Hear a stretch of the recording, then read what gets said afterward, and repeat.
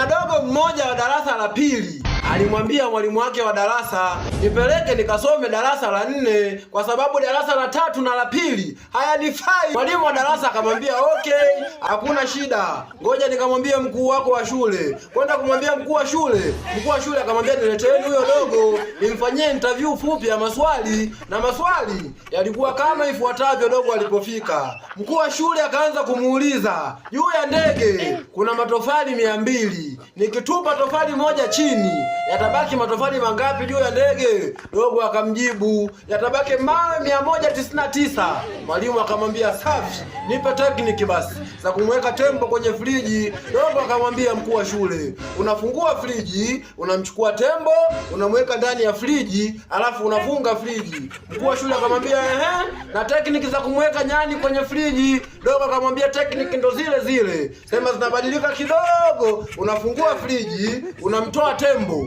unamweka nje, unamchukua nyani, unamweka ndani ya friji, alafu unafunga friji. Mkuu wa shule akamwambia safi, kwenye msitu una birthday ya mfalme Simba na wanyama wote wamekusanyika kwenda kusherekea, kasoro mnyama huyu mmoja. Je, mnyama huyo ni nani na kwa sababu gani hajaenda kwenye sherehe ya mfalme Simba?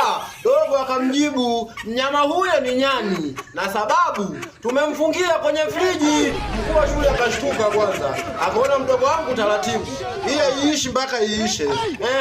Na kuna bibi mmoja kizee. Mkuu wa shule wewe anauliza, alifanikiwa kupita kwenye mto wa mamba na viboko wakali. Je, ni kwa nini aliweza? Dogo akamjibu, ni kwa sababu wanyama wote walienda kusherehekea birthday ya mfalme Simba. Mkuu wa shule akaona sawa, ili la mwisho. Inasemekana sasa yule bibi kizee tena alikufa. Je, unahisi ni nini kilichomuua? Dogo akamjibu, nadhani ni lile tofali moja tulilolishusha kwenye ndege, lilimwangukia bibi akafa. Headmaster akasema huyu mtoto apelekwe chuo kikuu, ili iishi mpaka iishe. Si umenunua utumbo Headmaster?